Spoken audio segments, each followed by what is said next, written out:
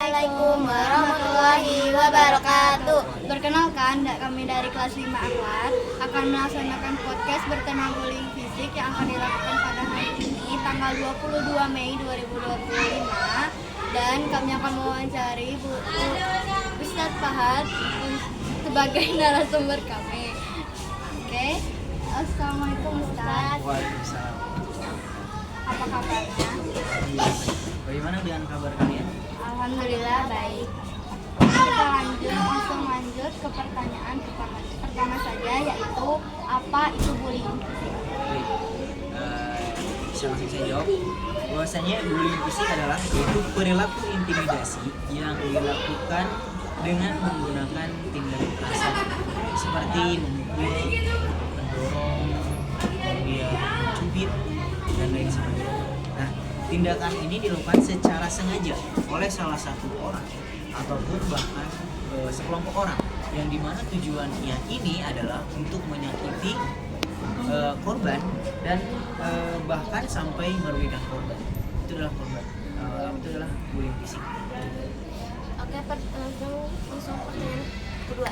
Apa dampak bullying fisik bagi korban? Ya. Dampak bullying fisik untuk korban adalah yang pertama pasti adalah luka fisik. Luka fisik ini bisa jadi dari memar, kemudian sakit kepala, keregangan otot, dan kemudian bisa menjadi sakit perut juga bisa jadi. Kemudian dan lebih parahnya lagi seperti depresi, kemudian cemas dan gangguan kejiwaan bisa terjadi. Oke, kita lanjut ke pertanyaan 3, yaitu apa yang biasanya dilakukan sang pelaku untuk membuli korban? Biasanya pelaku ini banyak rancangan yang mereka lakukan untuk membuli seseorang. Yang pertama yaitu menyakiti ataupun mengintimidasi korban secara fisik, verbal maupun sosial, seperti itu. Yang dimana kalau secara fisik ini pasti memukul, kemudian secara verbal mengejek dan menghina, dan secara sosial mungkin bisa jadi menyebarkan gosip dan mempermalukan di depan umum.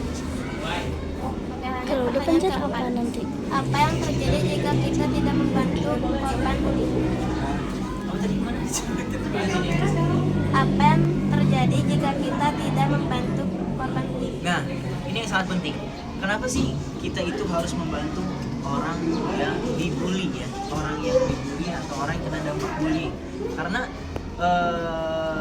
seseorang apabila terkena dampak bullying atau seorang tersebut dibully, ini dampaknya akan sangat lebih dalam, dan bahkan dampaknya ini secara fisik maupun secara mental ini akan terkena.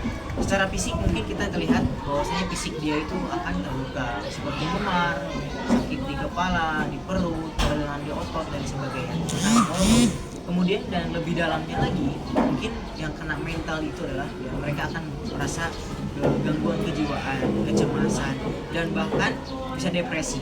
Selain depresi dan lebih jauhnya lagi, mereka akan bisa jadi mereka itu melakukan bunuh diri.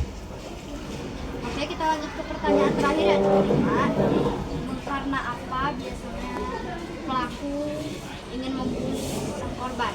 Nah, biasanya pelaku bullying motivasi mereka sehingga mereka bisa melakukan bullying terhadap seseorang itu karena mereka itu haus akan validasi tentang ketangguhan mereka. Selain ketangguhan itu mereka seperti keinginan untuk menunjukkan kekuasaan.